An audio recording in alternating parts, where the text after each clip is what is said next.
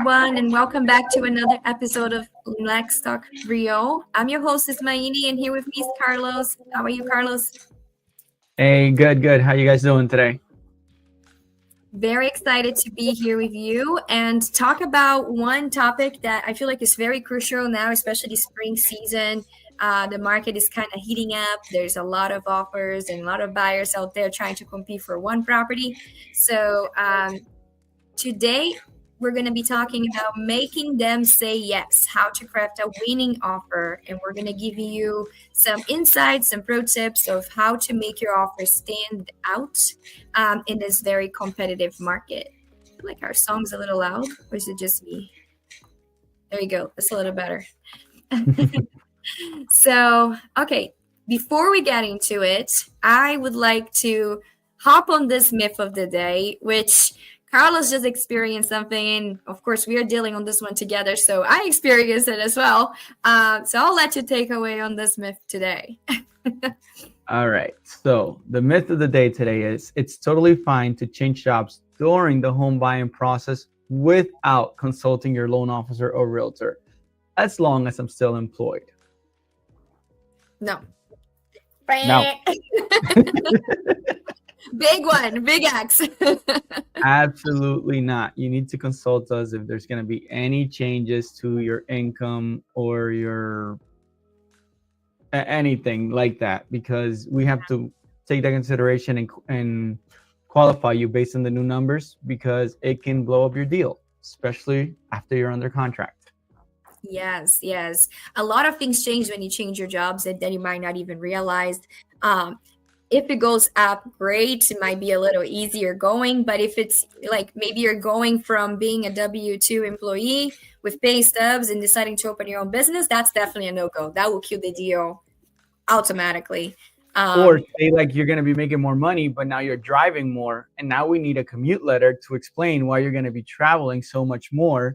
And are you really going to be making that money if you have to pay so much, because we're going to calculate like how much you're going to be spending in tolls now and all that stuff. And when you take all of that into consideration, it might not be such a good idea. No, it might not. And especially if you're changing jobs to go for a job that pays less, then you really should consult us first before making the jump for any reason. It can 100%. Yeah, it could mess up the deal completely. So please, always reach out to us first. I know it's your life, it's your decisions. We're not trying to interfere with your life, but when you're buying a house, if you want the house, you better really consult with us first, just to make sure that things are good and squared away. And that you still qualify, you know what I mean? That you're not going to lose the property because you made a boo-boo.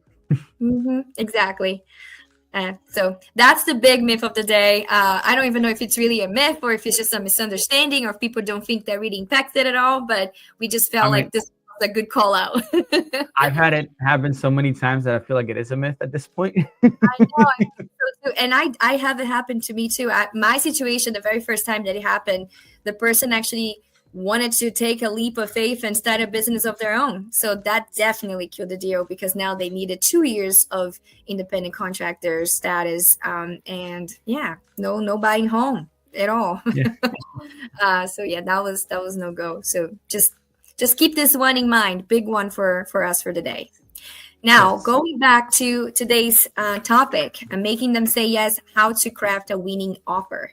So getting into this, I want to highlight that offering more is not always an attractive feature for making an offer better. And the reason for that, and I want to just clarify, when you're buying and you're financing, there's always going to be an appraisal unless the amount of money you're putting as a down payment is substantial enough. And by that, I mean more than 20%, where the bank may be willing to waive the appraisal. So if you offer $50,000 more than the price the house is listed for, that does not mean the seller's guaranteed to get that amount that you're offering unless you're willing to pay the difference in cash, which majority of buyers are not. They are really trying to finance as much as they can. So you offering more is not going to be necessarily the best appealing,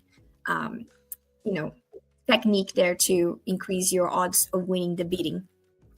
So especially if like if you can offer $200,000 on $150,000 home, but it doesn't matter if the house isn't going to appraise, like the listing agent is not going to take that offer serious because they know that number will never hit unless you put an appraisal gap behind it or something to that extent. Exactly. So again, just offering higher is not necessarily the only attractive feature of making your offer more enticing to that seller. So we're going to get into other things that you need to understand and maybe consider when putting an offer and strategizing with your realtor and your loan officer. So the first one is going back to the basics, picking up the phone and actually talking to the listing agent to understand what the seller's needs are. So once you understand what the seller's looking for, you may understand that maybe they want a 60-day closing because they need more time, or the opposite, they need to close in 3 weeks because they have a house that's being built and it's ready in 3 weeks and they need to move. So understanding that ahead of time will help you make sure you have that in your offer, and it will look more attractive to that seller. And if you otherwise you didn't call, you would know, and you're just thinking maybe they want a quick settlement, but they don't, or vice versa. So really understanding those priorities from the seller ahead of time could actually make your offer already look a little more appealing. Other things that the seller may be looking for too, and it's becoming more and more common, may be an option to stay in the property post-settlement. And that's what we call it, a rent back option. So they may be, again, going back to maybe they're building a home and the home is going to be ready, I don't know, end of May, but they need to stay in the house for at least another week so they can get things together and move into the new home. But they need the funds ahead of time to be able to close in the new home. So they may ask for that rent back option.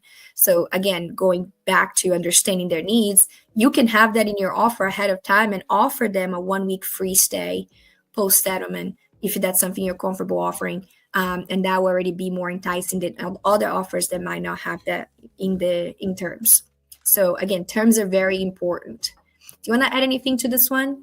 Yeah, another thing that really helps that I've seen, helps win offers is, for example, when we as a loan officer will call the listing agent and kind of, put their mind at ease about the pre-approval. Hey, listen, we already verified, we verified the assets, we already verified employment, we ran, desktop underwriting and all that kind of stuff. And just tell them, like how strong, the buyer is, and how we don't have any overlays, so we underwrite directly to Fannie, Freddie, Ginnie, you know what I mean?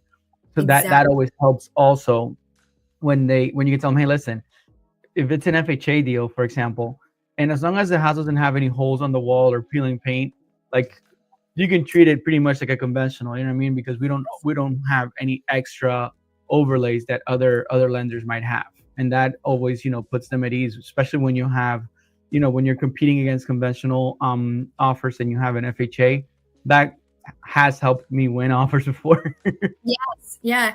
And then tie into this, I'm glad you got into this because that's the next topic. So getting started early enough with your loan officer, and I do mean like months in advance, will also help you clean up your financials, have a better credit score so you can have a better interest rate, and we'll put you in a better financial position to be able to purchase and be a competitive buyer as a whole.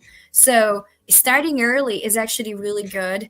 Doesn't mean you need to get an approval 6 months in advance. That's not what I'm saying, but getting in touch with Carlos 6 months in advance so he can help you, maximize your credit, help you strategize on how to save, how to get better terms, how to qualify. Put the money in the bank when you have it under the bed, under your mattress, Yes. Oh my gosh, that is way too often the case, especially with certain cultural,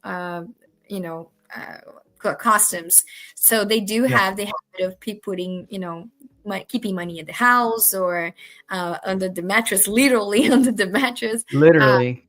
And those funds are considered unverified funds. So they need to be in your account for at least 2 months to be considered seasoned funds when it's just a cash deposit. So yeah, he's right. Preparing months ahead. When you're getting a gift, like to do the gift the right way, because if you don't do it the right way, you won't be able to use the funds, even though you have the money available. If you can't source the gift, for whatever reason, under whatever guideline, whatever program you're going under, then you won't be able to use the funds. So even though you have the money, you won't be able to use it. So that's why it's good to, prepare, especially when you're getting a gift, you need down payment assistance, or you have, mattress money, because there's people that, get paid and take the money out of their account and put it under the mattress because they feel like it's safer there. I mean, we can argue all day on that, but losing money too. Like inflation is going up every day. So if you keep your money under the mattress, you're actually losing money by the second. So not the ideal. Dust. Exactly. Not the ideal situation there. Absolutely. Oh my gosh, I think, hold up 1 second. You keep talking. I think I need to put my computer to charge. Keep chatting. Yeah. So some other things, that we look at is look at your credit, look at utilization, see where your utilization is. If we can bring it down to increase your credit by lowering your utilization. Those are things that, sometimes take time to report. Like when it's 1 or 2 credit cards, it's not a big deal. But when you have 10 credit cards that are all, pretty high and you need to pay them off, and then we need to wait to see as they report, how your credit, fluctuates. Yeah. It does take time to do that. So that's another, good reason to definitely, get started earlier sooner than later. Yeah, that's true. So continuing here, the next thing is to keep the offer clean. So a lot of things can go into under this topic. So we'll start with the minimal conditions. And by conditions, I do mean every single term that might be in your contract. The very first one that a lot of people will be removing, first thing would be the home buying inspection. I hate that is the case because, it's scary to be doing this and buying a home without, understanding what's working, what's not working, in the property. But there is a way to kind of counter that, and that's going to be given to you guys at the bonus tips. So stay tuned. But you don't go anywhere. Don't go anywhere. Stay to the end so you can hear. But basically, if you remove this contingency on inspection, that would definitely make the offer more appealing to the seller because there's one last condition, to clear in order for the deal to close. So that's why it becomes more appealing. Another condition that could be cleared is the appraisal. That one is a little more trickier because the bank is still going to most likely require an appraisal and, force you as the buyer to abide by the purchase price or the appraisal price. And if it doesn't appraise at the purchase price you are saying, and let's say you decided to waive your appraisal, now you are obligated financially to cover the difference between what you offer and what the appraisal amount was. So I don't suggest this one, never, especially if we're going substantially higher. But if the person is actually putting down, 20% or more, yep, and the bank is willing to waive and provide what's called an appraisal waiver, and I don't know if that's what's still called. That's what I was going to say. Sometimes when you're putting a little bit more money down and your debt to income isn't too high, and you're a solid borrower, you can get an appraisal waiver, under 20% sometimes. Nice. Yeah. So if we are able to get that from the bank, then I would say you are able to remove this condition with a little more, ease, because then you're not going to be obligated to pay any difference because there won't be an appraisal being done on the property. And that becomes very attractive to the seller because if anything, the timing that we usually take to close the 30 days, it's heavily because of the appraisal process, which it takes on average 2 to 3 weeks just to get it done. So once you remove that, it becomes almost like a cash buy, right? If you don't have inspections and you don't have an appraisal in place, you could potentially close in 2 weeks, just like if you would with a cash purchase, with very minimal restrictions. Those are the most common ones as far as conditions that I would say that could be removed if the buyer is willing to do so. Can you think of anything else on the lending side? So I've seen sometimes where especially on FHA or government loans, Mhm. I've seen where the buyer's willing to cover the repairs, the FHA repairs, or USDA repairs, whatever it is, up to a certain amount. Like they'll say, okay, I will cover the repairs up to $1,500, or up to 2,000. And that kind of makes it a stronger offer. When you're going against conventional offers or something like that, where it might be things that wouldn't normally come up on a conventional appraisal, Mhm. but they'll come up on the FHA appraisal. So by Yeah. doing this, the seller's more at ease, and more likely to take your offer because you're willing to pay for the repairs if there are any. Yes, and I'm glad you brought that up because with buyers, especially a VA, military loan, or the FHA, which is a very popular among first-time home buyers, or even the USDA, which is the agricultural loan that we talked about before. Those always, because they're government-backed, they're going to have a very strict policy on safety guidelines and what the property needs to have in order to attend to those guidelines. So a buyer sometimes think that they are completely out of the running for having that kind of financing against a conventional. And honestly, unfortunately, that is sometimes the truth. But there's things we can do and formulate in the contract to make it appealing to the seller, even if you have that kind of financing. And one of them is exactly what you said. If the buyer is willing to do the repairs that may come up from an appraisal requirement, that can look more appealing and kind of level the playing field with another conventional offer, because sometimes we're looking at peeling paint, which is easy to repair if the buyer is willing to go in there, sand it down, and paint it himself, right? Or Yep. install a cheap handrail just to have a handrail on the staircase going to the basement. I've had that happen. Yeah, and I have it too. And my buyer actually was willing to do it. And they bought a property that was supposedly only cash or conventional with an FHA. They had to install a handrail, paint a couple windows, and install a few GFCI outlets around the house. So under like $300, they were able to do all that and still be able to purchase the home with an FHA. So yeah, I'm glad you brought that up. That's a huge way of making your offer stand out while still having a government-backed loan that sometimes is looked down upon by sellers. So Absolutely. awesome. The next one is avoiding unnecessary asks, and this one is more like a nudge for especially newer buyers. They see it, HDTV and other programs out there, and they feel like, oh, I need to have this inspection, this inspection, this inspection. And yes, in a perfect world, yes, you should have all the inspections you wish and dream for. But the more you ask, the less chances you have to get that property offer accepted, especially in a competing situation. And we're talking here, specifically a competing, industry right now. Spring season is what it is. It's a very busy market. So we're talking about competition. So in this case, less inspections is better. Yeah. The less asks, the better it is. Like no seller's assistance on a competing situation. That's going to be very, very difficult to get unless you're willing to offer more. And sometimes just kind of throwing it on top of the house. Yeah. As long as it'll appraise. Exactly. I was going to say, as soon as it has room to appraisal, because sometimes you're trying to make up the difference of your ask for an assistance with increasing the value, but the house value may not be there to support.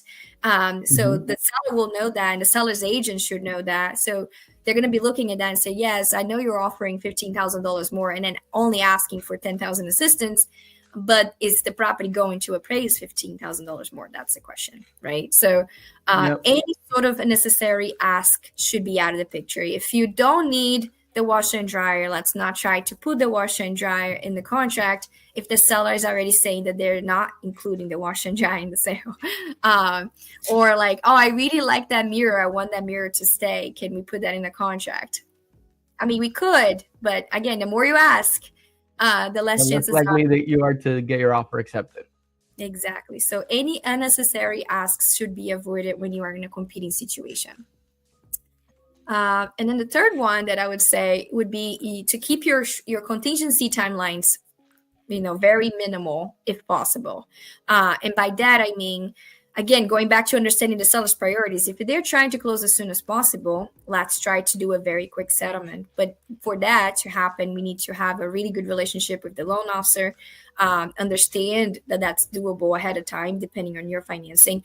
And the more prepared you are, you could be even pre-approved to the point that you are underwritten. And then to get a quick closing out of your process will be so much faster and so much easier. All you need is just appraisal. Yeah. So you tell me, explain the section for them, because I feel like that's very important for them to understand. Right. Yeah. So there's a program. It's called a certified credit approval, which pretty much just means that a real underwriter. That sounded weird, but right? Like I'm not a fake one. but like a physical underwriter, you know what I mean? Like not just a system, like an actual underwriter looked at the file, looked at the income, looked at the assets, looked at the employment history, looked at everything and says, yes, this guy is fully qualified as long as the house qualifies. Yeah. And then that kind of shortens the time period right there, but easily by a good 7 to 10 days if we get that all time. Yeah, because all you would need is just title and appraisal, and you're pretty much done. And if you're well qualified, putting significant amount down, and you get an appraisal waiver, then all you really need is just title. Yeah, and that would be easily 7 to 10 days. So you can really close quickly if the things are kind of falling into place, right? Wow, the appraiser. If the stars align. I know. I feel like the appraiser is really the determining factor for timing.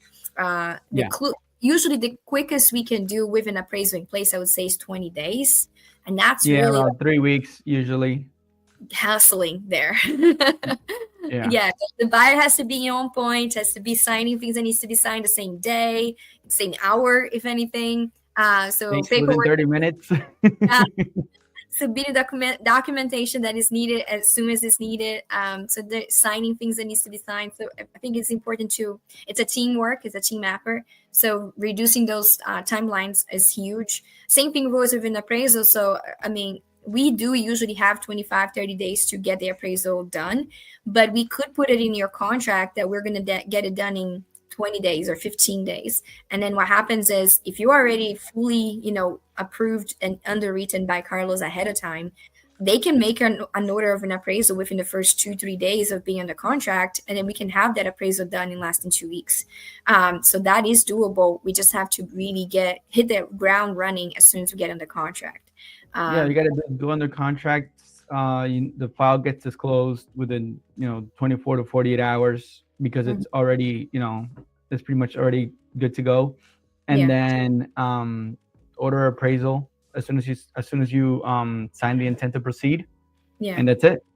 And you're off to the races. Other thing that they can do too, like in terms of timeline shortening it, is the EMD, the earnest money deposit. So one thing that we didn't discuss is that you can offer a very large deposit to show the seller that you are really, I'm going to buy this house. I'm really into it, not backing out, super serious. And then we can shorten the timeline. Usually it's 5 days. You can say, look, I'll give you the deposit in 1 day. I'll drop off tomorrow a check if you accept my offer. So that's really showing commitment and showing, that you are very, very serious buyer and determined to get this house. And the other thing too is the inspection. So if you do decide you still want to do an inspection, because that's important to you, and I get it, you can always shorten the period of contingency for that inspection. So we can say, look, we're going to do the inspection in the first 3 days or 5 days, so the seller know, okay, I get it. You want to do an inspection, but at least I'm not holding up the property out of market, for too long in case you decide, oh, I want to back out. Right. So it gives that peace of mind to the seller as well. So I think that's it for the timelines. This one we kind of mentioned already is the flexible close day. It falls back on understanding the seller's needs and then, making sure that you are flexible with your closing day and abiding by what the seller is requesting. So really you're like, okay, seller, when do you want to close? That's what we're going to do. We're flexible with that. That will definitely make it look more appealing to the seller. Number 5 is strategic escalation clauses. So this one, I should say, It's the most common one when it comes to trying to increase the price of the offer on a competing situation. What it does is that it won't necessarily just you're not required to necessarily just offer a higher amount straight out of the bat. Let's say the property is listed for 250. You are willing to offer 275, but you don't have to offer 275 straight out. In case there's no one else offering more, we can just do the escalation and increment your offer, let's say by $2,000 at a time, based on a competing offer, and go up to 275 if needed, and then stop there as a hard stop. And then if there are no competing offers, and let's say the competing offer, the highest is 270, you would beat that offer by the increment that you determined. So it minimizes you as the buyer to offer too much unnecessarily and committing to a high amount without having to commit to that high amount. So it's a very, very good form. Sometimes an agent may choose not to accept those forms, which I still don't understand why not, considering that that's a Pennsylvania authorized form. But everybody's business different. So some agents may say, no, we're not doing escalation. We're just accepting offers, your best and final and period. Yeah, best and final. Yeah, exactly. And that's it. So you have to commit. But if it is allowed, and usually they are, I think I would say the escalation addendums are the best way to go when you're trying to increase that offer amount. Alrighty. So now we finally get to the bonus tips, the pro levels insights here. And I'm going to give it to you guys, the one I promised earlier when it comes to the inspections. So there is something called a walkthrough inspection. And that is a super valuable thing to know. And it will help you as the buyer to feel comfortable with your purchase. If you see a home and you're like, oh my gosh, this might be it. Like, this might be the home I want to put an offer in.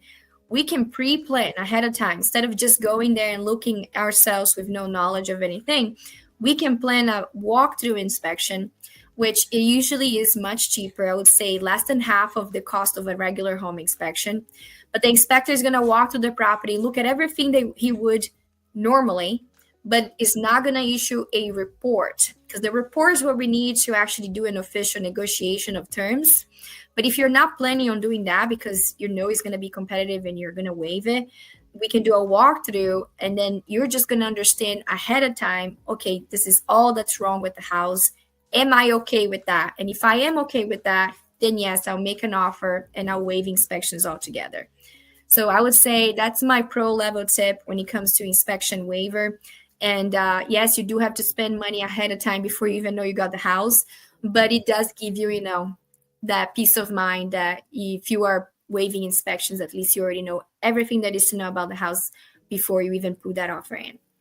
So that's my pro level tip. Do you have any pro level tips there that you want to share too?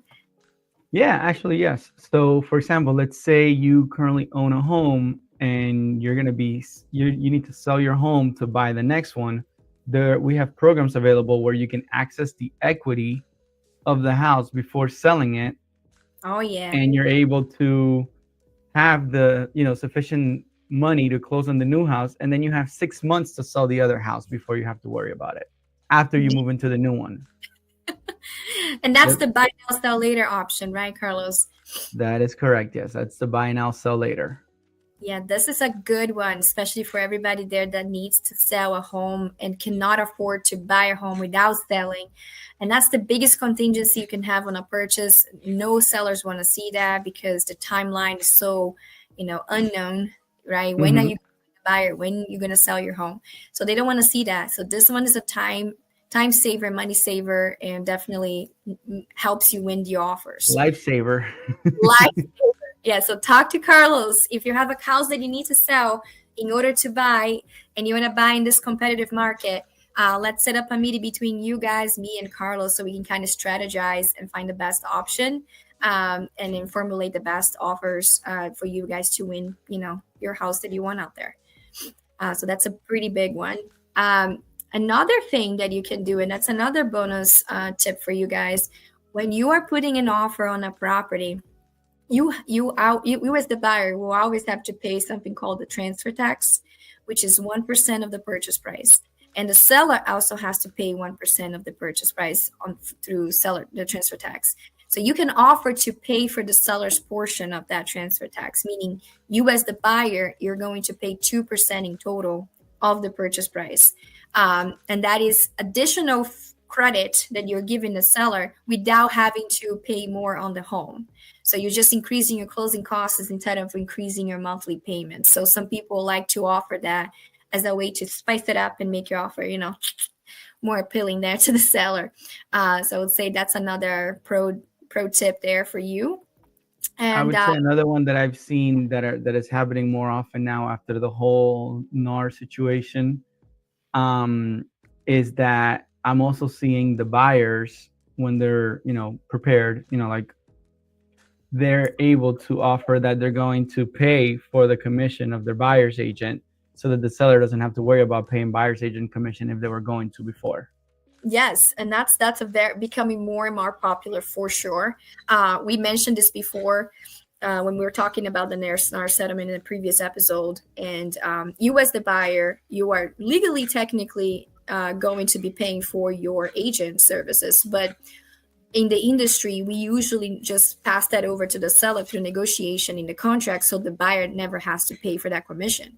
But in a competing situation, if the buyer is trying to appeal to the seller as the stronger buyer and they have the finances to do so, that would be easily the first thing we can do is say, look, I'll pay for my buyer's agent in full. You don't have to worry about it.